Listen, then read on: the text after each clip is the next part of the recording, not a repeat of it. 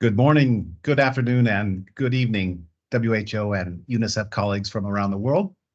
Welcome to this very special preview webinar on WHO's updated guidelines for small drinking water supplies and the associated sanitary inspection tools. My name is David Truba. I'm with the WASH team at WHO, and I will be facilitating our progress through today's webinar. Firstly, just a couple of notes of housekeeping. We are expecting anywhere between 100 to 200 participants in this meeting. So please do keep your microphone muted during the main session, and also note that the webinar will be recorded, and we'll share the recording with you with the presentations. Please, in the chat box, do introduce yourself, your name, and the country that you're coming from. Feel free to share comments, and you can also place questions in the question and answer box. We will also have a discussion session later in the day when you can offer comments and ask questions. There will be several polls during the session, and we would like you to participate in them. And very importantly, we will conduct this webinar in English. However, on many Microsoft Teams apps or web browsers, you can also do a translation into another language. So we're just going to very, very quickly test the possibility for you to translate this slide in your own language. When you have the moment, please look at the bottom of your screen and see if you can find 3 dots. If you're able to click on those 3 dots, you should be able to see a window that opens that allows you to translate in many different languages. So right now, we'll give you about 30 seconds to test this functionality. Good luck.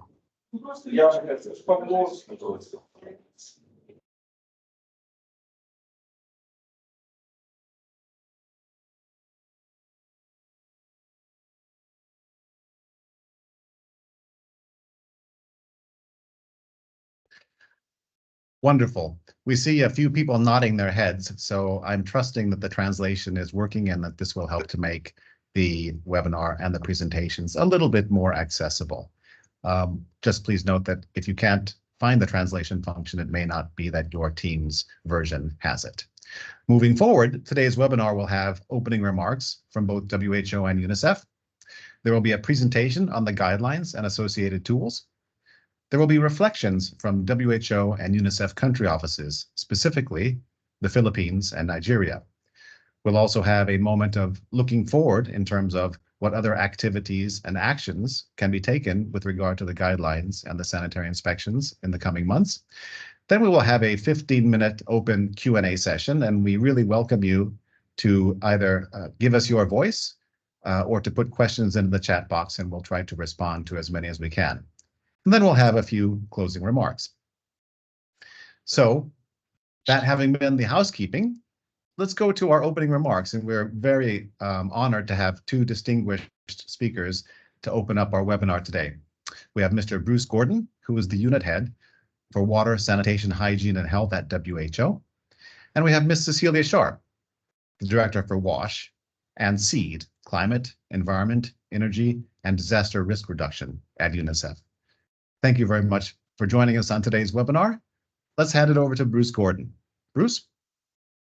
Okay, thank you so much, Dave, and thanks so much to all the colleagues online. It's a real privilege and pleasure to collaborate with UNICEF on these really important guidelines, and you'll be hearing a lot more about them, but just let me say a few things. One is, this is important to us because looking back at the history of WHO and why we even have an environmental health program, I saw in the 50s and 60s that we had the original sort of rationale for this was brought forth by member states WHO on rural water supplies. So it's something that's been this really long-standing issue over decades. And at one point, I even looked in I think it was the 80s, we had more than 1,000 people working as rural water and sanitation, rural water engineers at WHO in Geneva and helping folks around the world. So it's something I would say back to our roots. I think certainly with the footprint and capabilities of UNICEF in the regions and at countries, this is something we're so pleased to collaborate about. And then I guess finally, as far as one thing that is worth thinking about is the user friendliness of these guidelines. We put a lot of thought into, so you'll hopefully get people to actually mute themselves a little bit when they come in. But just to say that, but you'll see hopefully and appreciate that when you're working on system strengthening on drinking water supply with your government counterparts, that you'll be really in a position to show with them a resource that is very user friendly with lots of illustrations and easy to kind of get across as far as points. So just want to thank everyone in advance for that and the teams, and pass it over to Cecilia. Thank you, Bruce, and thank you, Dave, for the really nice introduction, and happy to see all colleagues online. On behalf of UNICEF, I would like to welcome, of course, both UNICEF and WHO teams to this joint soft launch of this new WHO updated guidelines for drinking water quality, small water supplies, and the associated sanitary inspection package. It's a mouthful, but it's a really, really interesting and very, very important toolkit that we now have available. Water safety for small systems, as Bruce said, it's so important. It's also a little bit, as you said, back to bread and butter of what we need to do. And I'm really sure that this guidance now is coming to help us to be more actively engaged in water safety constantly on small systems. So this joint WHO and UNICEF webinar is also a really good example of our collaboration between the two agencies, both at HQ level, but also at regional and country level. And to me, it's really an example of a strategic partnership that is continuing to grow. And I encourage both WHO and UNICEF teams at country level to continue to expand this collaboration, which is based on the complementarity of the mandates of both organizations, so we can together accelerate quality of services to communities that we serve at country level. So as part of this excellent collaboration, I'm also very excited to inform all of you that UNICEF is joining the GLASS exercise 2024 to 2025. And for those of you who struggle a bit with the acronym GLASS, it stands for Global Analysis and Assessment of Sanitation and Drinking Water. And it's our joint global monitoring tool to monitor systems and countries, system strengthening and change in countries, and it really complements the work that we do together on the joint monitoring program. And the GLASS cycle will really benefit from a more active role of UNICEF country teams in the data collection and the dissemination of findings. And I count on all the teams and all of you to contribute to this monitoring that is increasingly recognizing in the sector as a key source of information and monitoring of progress of system strengthening. As you mentioned, Bruce, already in the beginning, it's so critical for going forward and have sustainability in our work, and the key priority for UNICEF as well. So just to go back to today's webinar and the two documents to be presented, huge thanks to the WHO colleagues who have been developing this drinking water guidance for small systems, but also I'd like to recognize the contribution of some UNICEF colleagues who have provided inputs throughout the road, and the collection of good practices and examples from countries around the world, and they are consolidated in an annex in the guidance. And I hardly dare to say, but when I was in UNICEF 8 years ago, we started also to work on water safety for small systems. I'm really, really personally intrigued and happy to see that we now have this guidance available. So again, a really good example of our collaboration between the two organizations. And with this, I would like to pass the word over to Jennifer de France from WHO, who will make the introductory presentation of these new tools and guidance. So over to you, Jennifer. Thank you so much, Cecilia and Bruce, for those inspiring words, and big thanks to Dave for moderating this, and to all the WHO UNICEF colleagues for joining this webinar. It's great to see so many of you here, so that attests to your interest, and I know how busy you are, so really appreciate it. So if you go to the next slide, please. So just to provide an overview of this presentation, I want to start by giving some context for why we developed this guidance for small water supplies. And then I'll provide a preview of this updated guidelines and then hand it over to my colleague Rory, who will provide the overview on the guidance on sanitary inspections. Click it, please, Dave. And so really the purpose of this is to provide you, to sensitize you to what are the objectives of this guidelines and give an overview of the content of these resources. So you're familiar with this before the formal launch, which is next week. And then this provides some background information to hear your input. We're really looking forward to hearing your input on the guidelines, particularly how you think you could roll out the guidance in your countries and regions. Next slide, please. So as background, Bruce mentioned the longstanding history of WHO with providing support for rural water supplies. And just to say the WHO guidelines for drinking water quality, they are one of WHO's longest standing publications, longest standing guidelines. The guidelines go back to 1958 with the first international standards. Now, since 2004, the central recommendation of the guidelines has been this framework for safe drinking water, where at that time, this concept of water safety planning, so proactive preventive risk management from catchment to consumer, was introduced. And WSPs are really central to the whole framework, where water safety plans are ideally included in regulations, where regulations also includes health-based targets. Normally, they're expressed as water quality targets and regulations. And then these are both overseen through a system of independent surveillance to make sure that the risk management being led by water suppliers is effective and that the regulations are being implemented, the health-based targets are being met. Please click, Dave. So while we have the framework, we do know that there's challenges in implementing the framework, and particularly in small water supply settings, there's real challenges in meeting or in applying the framework. Next slide, please. So what do we mean by small water supplies? So this is the first poll we have in this presentation. We want to know from you, how are small water supplies defined in your country or the region you're working with? Is it by population served, by the volume supplied? So you can see the number of options as well as maybe it's more than one criteria. So please select all that apply.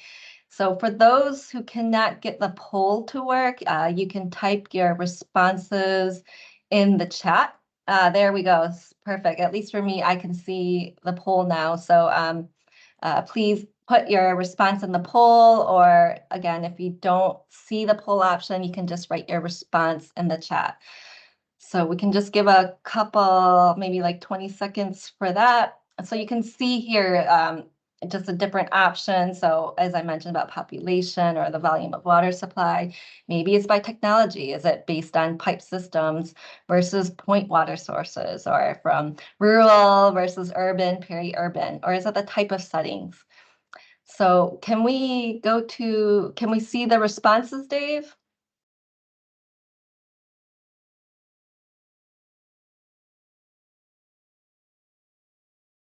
Yes, you should be able to see the responses in the chat box. Okay, super. Thank you. So if you go to the next slide, I think the key point of this poll was really to highlight that different countries, different settings define small water supplies differently. And so the WHO guidelines, we are not including a specific definition for small supplies. Rather, it's based on the common challenges that they face. And so the guidelines really respond to and try to address these challenges, which can range from knowledge and capacity to operate and manage the water supply system. It could also be due to having less resources, financial and human resources, and being able to tap into resources, for example, because of the remoteness of these supplies. Also, it could be related to political challenges. Sometimes some countries, they're maybe less politically prioritized because of for several reasons. So with that as a background, we know based on JMP data that significantly more small water supplies have access to safely managed drinking water services compared to larger supplies, including in rural areas. So with this challenge, there's significant opportunities though. So there's significant opportunities to address these challenges, to improve the safety of small water supplies, to reduce inequalities in particular. So I should mention that we do have these guidelines. We've had, as Bruce mentioned, rural water supplies has been a core function of WHO for a long time. And our last guideline for community managed supplies was in 1997.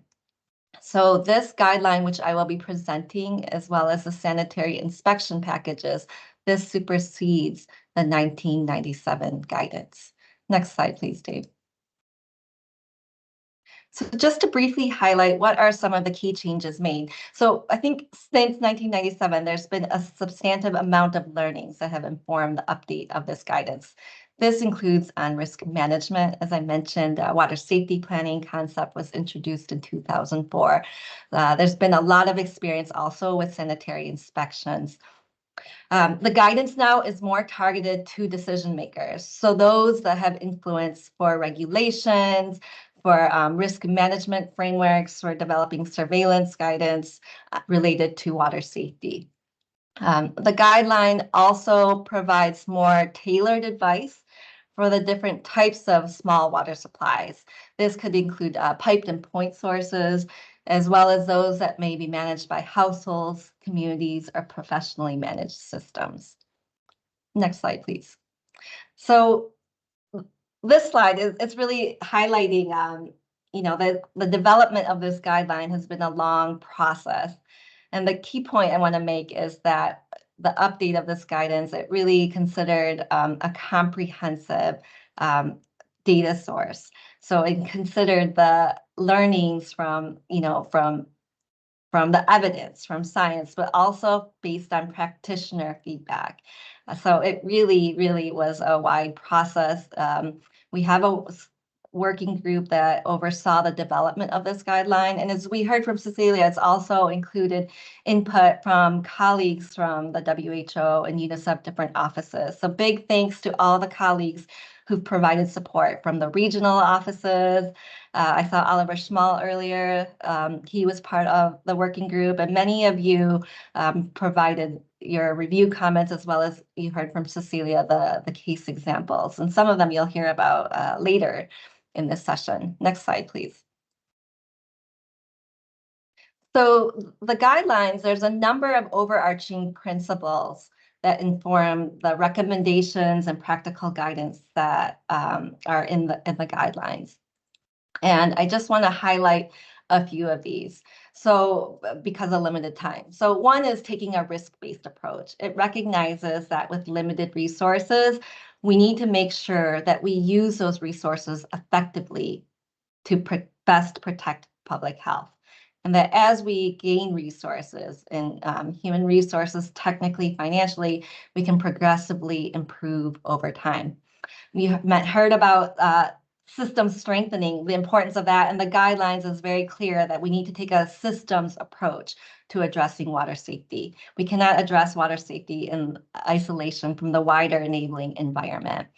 So the guidance is really aimed to be practical and risk-based. And I should highlight that, as Bruce mentioned, we really did aim to make this guidance more practical with, for example, the format of the guidelines. So on Friday, our colleague Romy sent an updated meeting invite that provides all of you a copy of the guidelines. So it's an advanced copy for you so you can get familiar with the guidelines before the official launch next week. So please, this is for your use, and kindly don't share this until after the launch next week.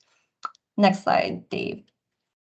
So here you can see the contents of the guidelines, the different chapters. You can see that the framework for safe drinking water is prominent in chapters 3 through 5 with regulations, water safety planning, and surveillance. As mentioned, the importance of the wider enabling environment is critical. So while it's a bit outside the scope of the focus of those guidelines to support water safety, we felt like a chapter on this was critical because water safety needs to be considered in the wider context of supporting provision of safe, sustainable water supply systems. Now, Chapter 6 on improving data use. So data-informed decision-making is a critical part of surveillance, but what GLASS data has shown us is that this part, having evidence-informed decision-making, is most often lagging behind compared to taking water quality surveillance action. So we felt like having a separate chapter on that was important to elevate that issue. Next slide, please. So just at a glance, what is included in the guidelines? So we have 6 key recommendations, and each recommendation is complemented by practical guidance to support implementation of the recommendation. So each recommendation is supported by 5 to 9 practical actions. As you heard too, there's a number of case examples. We have case examples from all regions of the world. There's 59 examples to highlight how to go about implementing one of those recommendations and to inspire undertaking those recommendations. Next slide, please. So here is a slide showing the 6 key recommendations very succinctly. So one is about the enabling environment. The next 2 are related to regulations. So having regulations that reflect priority risks, including parameters, frequency of parameters, as well as risk management. That regulations should be promoting towards professional management of water supply systems. Recommendation 4 is on the water safety planning chapter on promoting and supporting water safety planning. Recommendation 5 is on practicing risk-based surveillance. So recognizing again that surveillance officers, they may have limited resources and cannot do everything in regulations.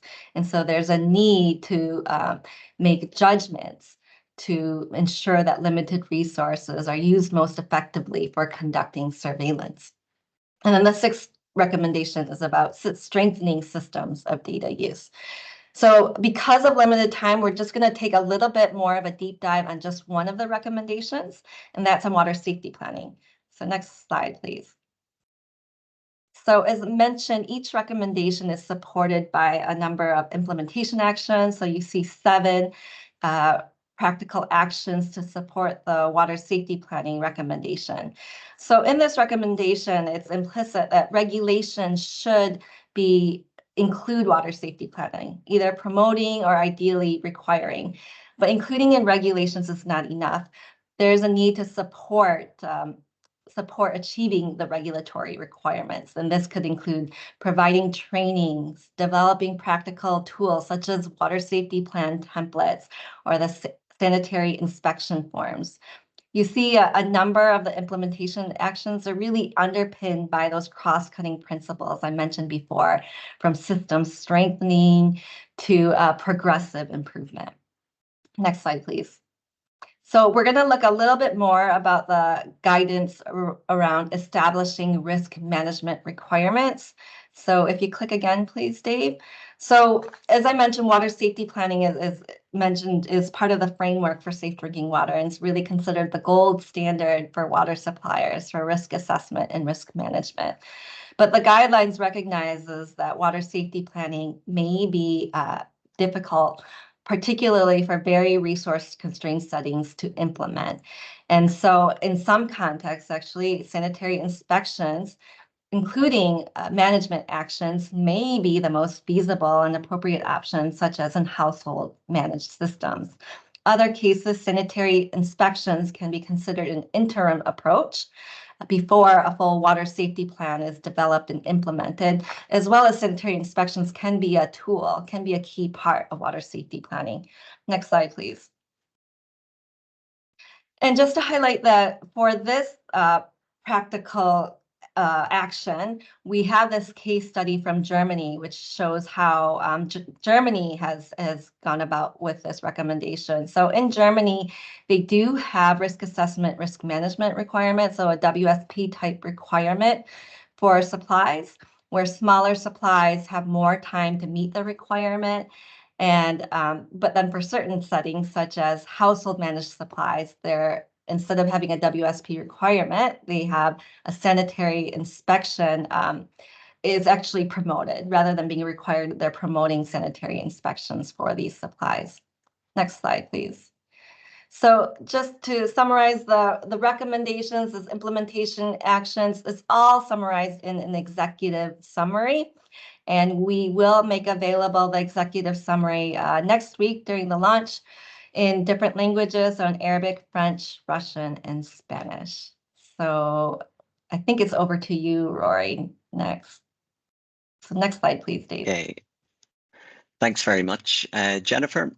So before I get started, just like to change gears for a few moments to better understand the level of experience with sanitary inspections. So Dave, if you could fire up the poll, please. I'm one of those people who can't see the poll, unfortunately. So if you aren't able to see it or unable to respond, please put your response in the chat, as Jennifer mentioned earlier. So we'd like you just to consider which of the following categories on screen best describes your experience with sanitary inspections. So you can choose from one of the options presented, being no experience for A, B, some or limited experience, or C, a lot of experience. So we'll just give you another few seconds to complete your response. So you might tick A if you have never heard of a sanitary inspection and quite frankly have no idea what I'm talking about. B, you may tick if you've heard of sanitary inspections, maybe encountered them from time to time in your role. And C, if you have been actively involved in sanitary inspection related work, maybe including them in your drinking water quality programming or even conducting them in the field, depending on your role and your background. So we'll maybe close the poll there, Dave, and the results should be appearing in the chat, which I will test myself now. Okay, yeah, great to see the fairly broad level of experience. So in some regard, we're preaching to the converted already. But for those of you who may be less experienced, we might just move on to the next slide, please, Dave. So this slide is really for those of you who may be less familiar with the concept. So sanitary inspections are, in essence, a field-based evaluation to help determine if priority risk factors are present that could contaminate the water supply. So these risk factors could relate to, say, the physical structure of the water supply, operational or maintenance aspects, or indeed other environmental factors, all of which could affect the safety of the drinking water. Now, the SI approach typically uses a basic checklist called an SI form, and this is often supported by an illustration that would show these priority risk factors, like the one shown here on the left of our screen. Now, SIs are considered to be a simple but powerful risk assessment tool. And as outlined in our new guidelines, as Jennifer has touched upon, they can be used to support drinking water quality surveillance in terms of supporting progressive improvement and programming, but they can also be used for water safety planning. So it can include aspects of risk assessment and monitoring. And in some contexts, as Jennifer has mentioned, SIs could be a simplified alternative to water safety plans where capacities and resources may be limited. Now, next slide, please. So sanitary inspections, by no stretch of the imagination, a new concept. It's been around and applied in the field for decades. In the top left here of our screen, we see an example for an SI form from our 1997 guidelines. And below that, then you can see how these forms have evolved to what we're presenting today. Now, our new sanitary inspection approach is built on this wealth of practitioner experience. And in terms of some of the key changes since our 1997 SI forms, firstly, each SI form is now supported by new technical guidance and management advice. And these three elements are grouped together in what we're now referring to as a sanitary inspection package. Now, each of these packages is better aligned with the water safety planning approach. They promote corrective actions where risk factors are identified, and it emphasizes that sanitary inspection is a tool that really should be applied routinely to better support the ongoing safe management and monitoring of water supplies in line with the water safety plan principles. Now, in addition, we've made efforts to better reflect climate threats within the confines of the SI format. So considering effects of flooding and droughts, as well as water loss, water scarcity.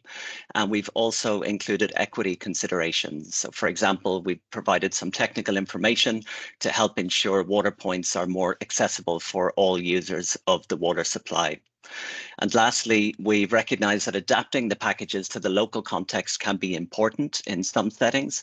So we've given some high-level considerations for adaptation are provided in the main guidelines, and we're also providing the packages in an editable format for ease of adaptation. So next slide, please, Dave. So what is in each package? So we'll just show an example here from rainwater collection and storage, which is one of our 13 packages, and all packages follow this same template. So we firstly have the sanitary inspection form, and this includes a section up front to capture key water supply information and data that can provide the context to support the risk assessment, as well as using this information to either develop or maintain water supply inventories, say at a national or subnational level. We have the illustration depicting the risk factors, so the unsanitary condition. And finally, then our checklist of yes/no questions. And these now include supporting explanatory notes for each question. And these can be used with the illustration to help identify common risk factors and, importantly, prompt corrective action. Next slide, please, Dave. Second element of the package is the technical fact sheet. So this gives basic technical information that helps to support the completion of the sanitary inspection form. It includes the supporting illustrations as well, which would show the sanitary condition, so in the absence of risk factors. And this illustration can be compared to the sanitary inspection form illustration. And we also provide technical descriptions of the individual components of the water supply. And lastly, then the management advice sheet. Next slide, please. And this provides basic high-level guidance on operations, maintenance, and monitoring that may be needed to help keep the water supply safe on an ongoing basis. And it also provides troubleshooting guidance for basic corrective actions that may be considered when risk factors are identified during the sanitary inspection. And next slide, please, Dave. So in total, we have 13 packages covering a broad range of typical small water supply technologies or scenarios, which includes the key stages of a small water supply chain.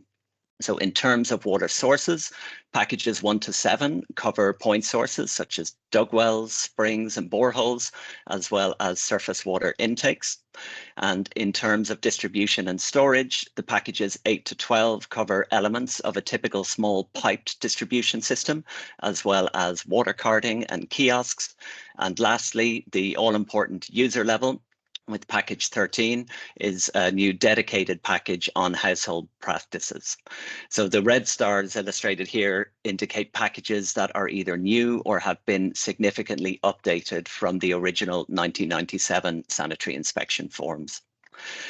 So that's really it for me. I hope I've given you a reasonable, albeit brief overview of our new sanitary inspection package publication. So we'll be positioning this as a practical tool to support risk management in small water supplies and aid the practical implementation of our new small systems guidelines. Thank you.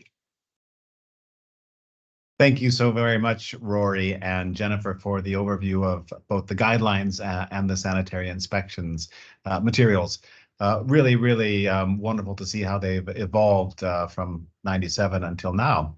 And just to remind everybody, we will have a question and answer session. So those 19 people on the call who responded that they don't have any experience with the guidelines or with sanitary inspections, feel free to ask questions of our colleagues during that session. But you'll also have the opportunity to ask questions of people who are, really knowledgeable and experienced in applying both work around sanitary inspections and the guidelines at the country level. So we're really blessed and honored today to have two people, one from WHO, one from UNICEF. Firstly, from WHO, we have Mr. Bani Magtabai. He's going to be talking a little bit about drinking water quality surveillance and water safety planning in his country, the Philippines. And after that, we're honored as well to have Chiran Tiwari, the WASH manager from UNICEF Nigeria, who will talk a little bit about developing national guidelines for rural drinking water quality monitoring in his country. So we'll begin first by going over to you, Bani. Welcome to the webinar. All right, thanks, Dave. I hope you can hear me. Can you hear me well? Hear you great. All right, good. So thanks to the organizers for inviting the Philippines in this webinar. Let me share what we are doing in the water supply sector and what enhancement we would like to do for the small water supplies. The 2022 Joint Monitoring Program on Water and Sanitation report showed that the Philippines has 48% safely managed drinking water services. Looking on the details, the urban area is better off with 62% as compared to rural area with only 35% safely managed. In our water registry, we have more than 28,000 water supply providers, wherein the rural areas have more small water supply systems than the urban areas.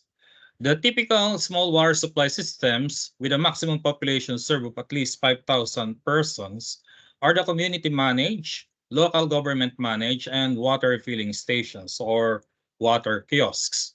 To ensure that the water supply being served is safe in the Philippines, we have developed standards and regulations. We have the national standards for drinking water. The latest was issued in 2017. We have policy on water safety plans and guidelines on drinking water quality surveillance. All of these guidelines are in accordance with the Sanitation Code of the Philippines. Focusing on small water supply providers, maybe in the next slide, they are experiencing key challenges in complying with the national standards and other regulations due to inadequate personnel and limited budget on its operations. As experienced in key disease outbreaks in the country, some of them were ordered by the local government units to stop their operations because of E. coli contamination. In addition, considering that the Philippines is exposed to climate change, El Nino phenomenon, and other natural disasters, these small water supply systems experience difficulties on their operations due to such limitations. Recognizing the challenges in complying with national standards for drinking water, as manifested by the low safely managed coverage of at least only 35%, the Philippines has developed national guidelines for drinking water surveillance in 2022 to establish local drinking water quality monitoring committees. They will be responsible for identifying and managing drinking water quality risks in each locality. To enhance the implementation of this 2022 policy on drinking water quality surveillance, the next steps are to develop specific guidelines and provide capacity building to local government units who support small water supplies. The new WHO materials will be helpful for these major undertakings. Key guidelines and trainings would include sanitary inspection, water safety planning, water quality testing using portable water test kits, and solving water quality issues. With such guideline development and capacity building activities, it is envisioned that the local government units can confidently address water quality issues before an outbreak occurs. So thank you and good day, Dave. And thanks to everyone for patiently listening. Over to you, Dave. Thank you very much for that presentation, Bonnie. We will, of course, send around to everybody an updated presentation of these slides, including Bonnie's presentation, as well as the one we're about to hear from Chiran Tiwari from UNICEF in Nigeria. Chiran, over to you. Okay, hello everyone. I hope you can hear me. Chiran is not here. My name is Obina. I'll be making the presentation for him. Thank you, Obina. Okay, so for Nigeria, at the country context, Nigeria is in West Africa with a population of over 230 million people. And in terms of children's climate risk, Nigeria has a risk score of 8.5 out of 10, which is the second largest in the world. We've made a lot of progress. We've made great progress in wash in enabling environment. Although we've made this progress, a lot of challenges are still available in Nigeria. For instance, access to basic water is at 67%. Much less than this is access to safely managed water at 13%. Now in Nigeria, 48 million people, which is 23% of the population, still defecate in the open. And this data is coming from the WASH norm that was launched in 2021. And it also says that 68% of water sources in Nigeria are contaminated with E. coli. So these are what is forming the basis for the work we are doing with regards to our water quality management framework. So in the framework, we have at community level, communities are doing water quality monitoring. The communities are also doing sanitary inspection. And from there, we get up to the local government level. At that level, we have the local government WASH department within the local government offices doing water quality monitoring also, and also doing surveillance. And then up to the federal level, where we have the Federal Ministry of Water Resources doing water quality monitoring and the reviews of reports that are coming from states and local governments. Now, within all that we are doing, we are guided by three things. First is the evidence that is generated from WASH norm. For instance, I've mentioned that 68% of water sources are contaminated with E. coli. This is coming from WASH norm. Then we also have now drinking water quality standards in Nigeria. And then we have the recently launched national guidelines for rural water quality monitoring, surveillance, and surveillance and inspection. Next slide, please. So what the water quality management framework in Nigeria, it really starts from the communities and it gets up to the federal government. So at every level, there are responsibilities for everybody at the community level. At the community level, we had the community WASH committees, the WASH coms, and the communities carrying out routine sanitary inspection. They are also testing water qualities, water sources with using hydrogen sulfide vials, and then all the reports from the sanitary inspection, the reports from the tests with the H2S vials are submitted to the local government WASH departments. Then the local government WASH departments do a sample survey of 25% of reports coming from all the local from all the communities. They also carry out climate risk assessments of the water facilities from the communities, and then from the reports they have collected, they also develop the water quality analysis of the local government, and then this is reported to the state's level. Then from the state level, they do a verification of the 10% of the reports coming from the LGAs, the local government areas. The state governments also do contingency planning and issue water quality advices for the state. Then at the federal level, there's a verification of 2% of the test reports coming from the states. Then the federal government also issues the water quality situation report for the entire country. Then the federal government also does capacity building and also facilitates supplies for water quality analysis at the different levels up to the community level.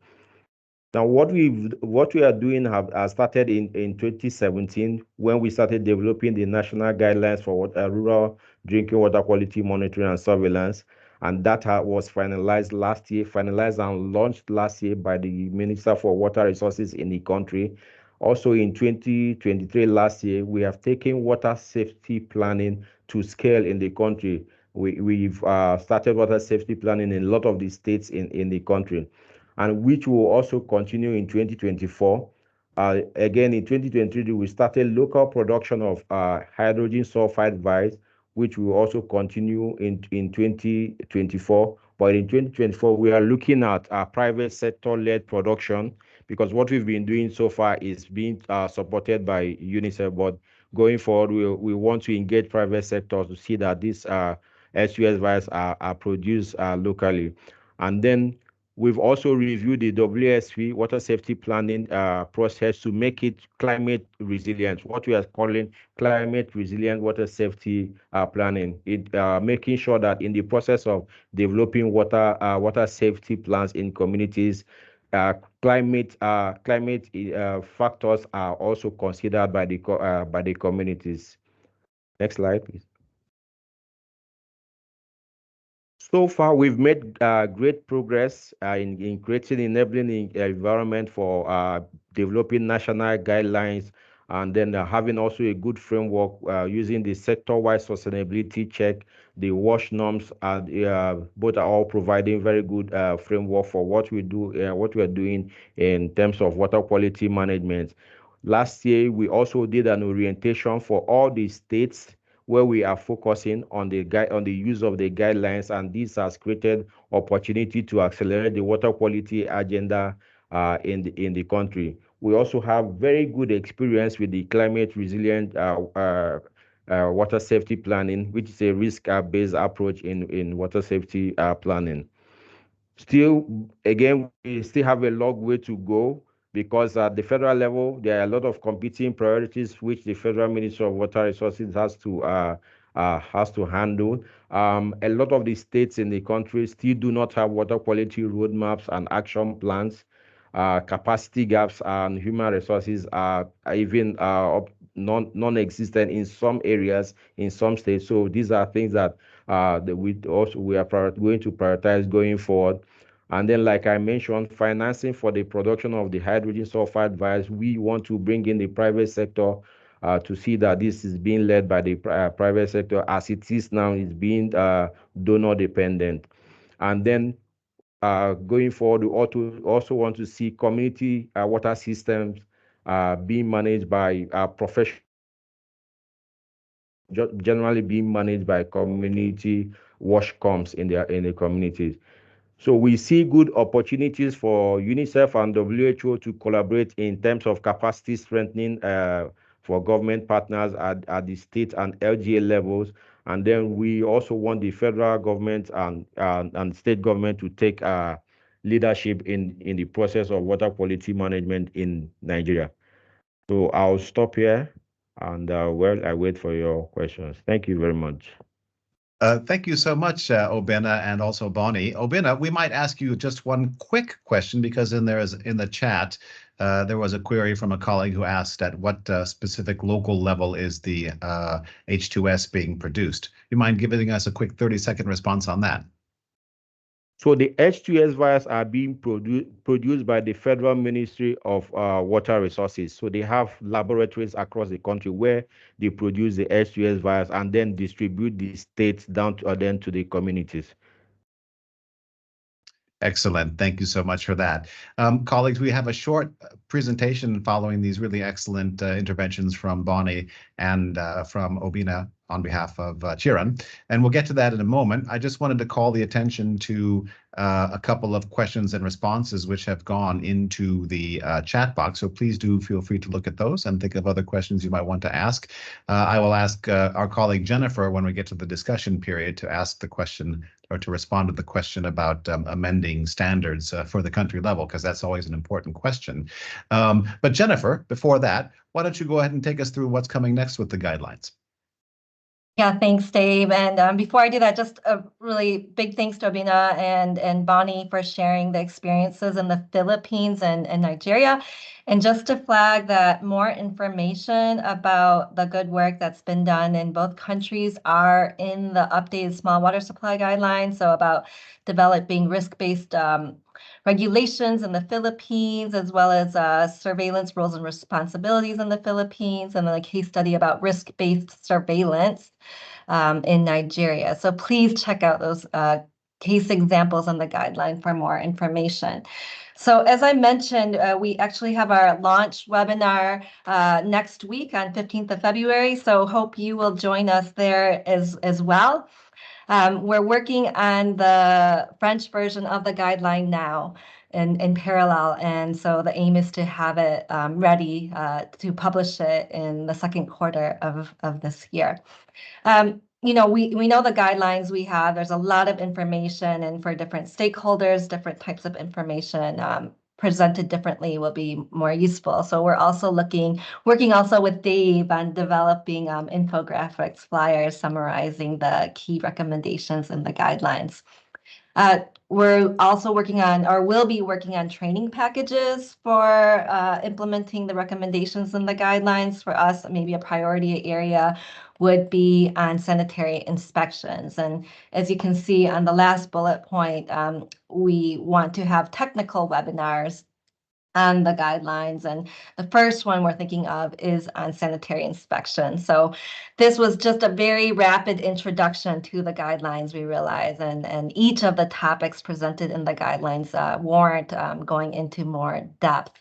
Lastly, I just wanted to highlight that we're working on guidance with UNICEF to develop more information about considerations for selecting field test kits.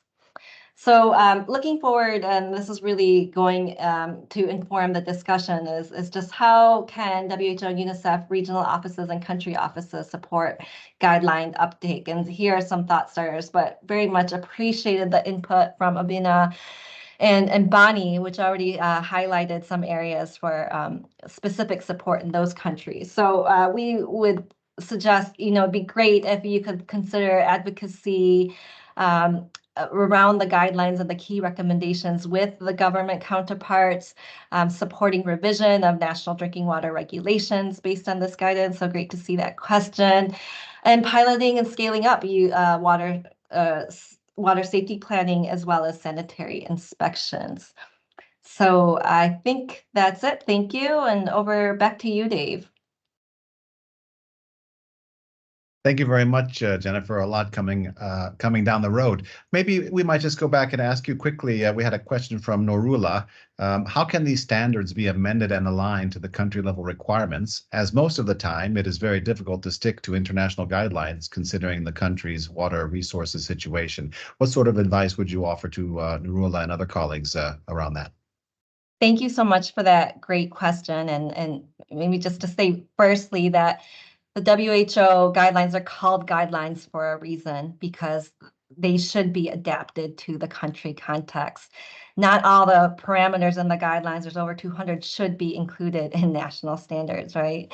So they need to be adapted. And WHO has produced tailored guidance on considerations for adapting WHO guidelines to national regulations. So in the chat, we can put the link to that resource there. But you need to consider, for example, for parameters, what parameters are relevant for your context in terms of, you know, what activities are going on that could cause contamination to geogenic contaminants.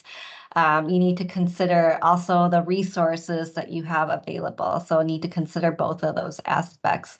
So that's just a very broad answer to that question. But again, we will share the link to that document. It's called Developing National Drinking Water Quality Regulations and Standards, that provides much detailed guidance on adaptation considerations. Thank you very much, Jennifer. I see we have a hand raised from Bruce Gordon, the unit head for WASH at WHO. Bruce, over to you. Oh, sorry, I couldn't resist the question above that, which I think was really, really interesting, which is the best entry point using the SI and perhaps even the guidelines. And so I think it's really, this is the crux of the matter, because I feel like what we're trying to get across in the webinar, and we have good guidance that's ready. Then the question is, is there an ability? Of course, we would think it's best if there's some political will generated. So if there's a willing and ready sort of that are ready to take it up. But in the absence of that, this is where it gets quite interesting, because there may be a nationally represented water quality testing program that can have mix that might have been at a water quality module kind of going on, and so it needs to be a political response. As Cecilia mentioned at the very beginning of the webinar, there may be issues around glass. Bottlenecks are clearly identified as rural water supply. There may be, we could also bring into account the waterborne disease envelopes. They will bring political attention to areas that serve. Or even if simply there's a project where there's some financing for water supply, it's always a good time to say, okay, well, look, there's funding. Sorry, Bruce, we really have a hard time hearing you. Would you mind lowering your mic? Thank you. Do I do that all again? I'm so sorry. I'm glad. I think you're okay. You heard that, most of it. Most of it, yes. Please go ahead. Yeah, no. I just was going to say there's a number of entry points that I think are really interesting and important, and I think build the political will necessary to take up these guidelines, whether it's an existing project that's getting financing, whether it's a bottleneck analysis exercise like UNICEF's or GLASS, whether it's waterborne disease evidence, or whether it's the best yet would be water quality testing integrated into a mix, that type of module, where there's quite a good evidence base for poor contaminated water supply. So I think that's a key, concern to try to launch this at the right time. Over. And sorry about my poor microphone. Thanks, Bruce. We got it. Very good, and we'll of course include it in the follow-up information. As has been in the chat, a few people have noted that, of course, in addition to the new resources which are coming out, there are other existing resources which can be very helpful to colleagues. It's been referenced several times. Developing Drinking Water Quality Regulations and Standards is a really excellent publication for learning how to align standards and amend them in a country context.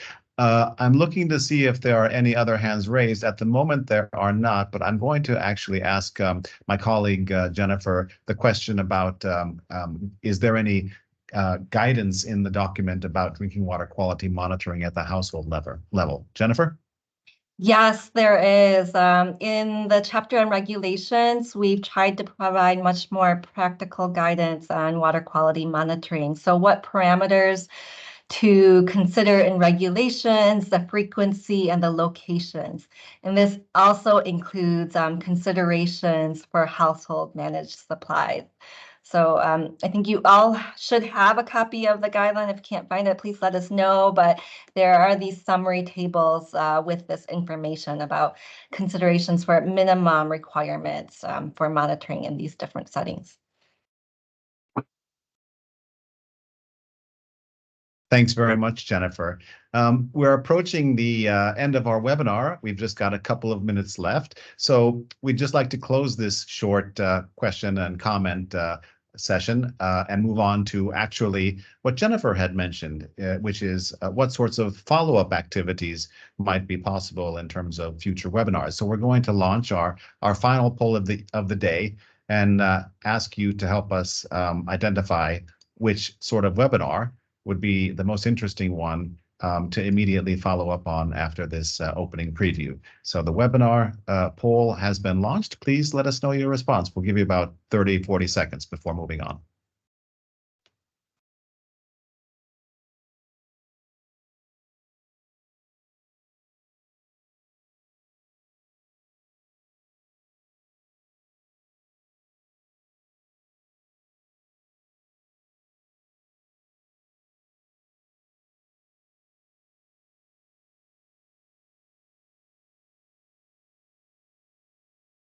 Maybe another 15 seconds.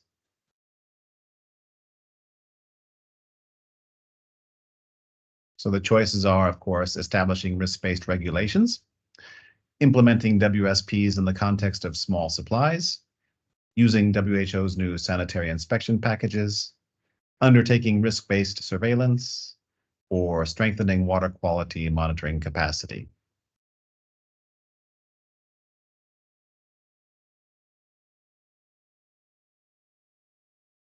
So thank you, everybody who participated in this poll.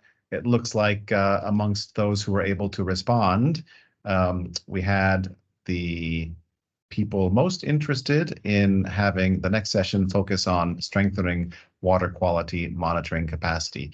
We'll share these poll results and more information with everybody following the event today. So this will include the webinar recording will be made available to everybody on the respective SharePoint sites. Of course, the material was sent around, what can be accessed after the 15th of February, the officially published versions on the WHO website.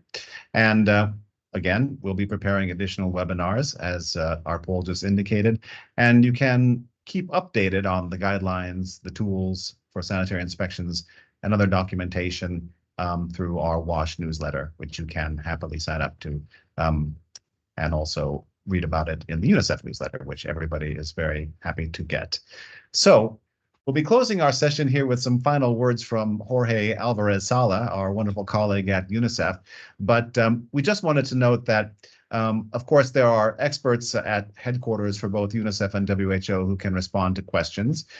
You saw Jennifer, Rory, speak at today's session, and Jorge will give us the closing words. We also have our wonderful colleague Angela Reinhold and Farai Tunhuma from UNICEF, who are able to provide a little more information and perspective. And certainly Bonnie and Obina and Shiran, with their country experiences, probably would be very happy to share. So we're going to turn it over to Jorge now, but before that, we would just like to say thank you to everybody who participated today. We know it's hard because everybody has a lot to do, and to take an hour out of your day and attend a webinar is not the easiest thing to do, but we really, really think it's great that nearly 160 participated. And special thanks, of course, to Bruce and to Cecilia for opening our session and talking about really the wonderful opportunities and existing collaboration between UNICEF and WHO.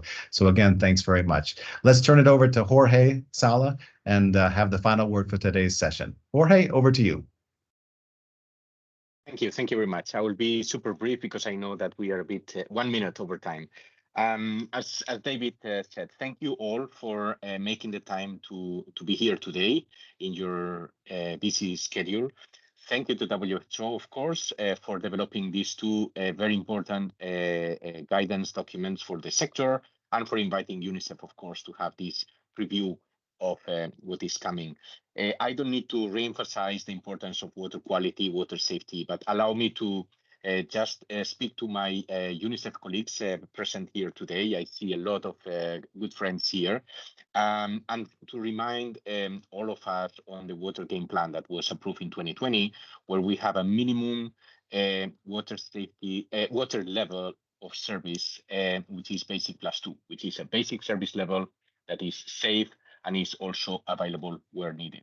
This is the minimum service level that we are aiming in our programs. And now that we just finalized the quality assurance of our internal annual reporting, what we found is that we still have millions of people that we reach with basic service level, not basic +2, which means that unfortunately we cannot report those results as a contribution to our strategic plan. So again, to reemphasize that safe drinking water is a minimum standard, and we really need to make sure that we have that we provide water with sufficient level of quality. And as was mentioned earlier, please, colleagues, contribute to spread these tools in your countries. Please coordinate WHO and UNICEF teams at country level, and don't hesitate to request support to regional offices and to headquarters, so we can contribute to move this agenda forward. So without further delay, again, thank you very much, everybody, and we keep in touch. Thank you so very much, Jorge. And with that, we will close our webinar and wish everybody, depending on where you are, a wonderful morning, afternoon, or evening. Please do keep in touch. Today's webinar is the start of a wonderful journey for the new guidelines and the sanitary inspection materials, and for us together as UNICEF and WHO, working together for children and working for the health of everybody through these minimum standards that Jorge mentioned, and really trying to get the right to water, which is a human right, to everybody around the world. Thanks very much. Have a great day.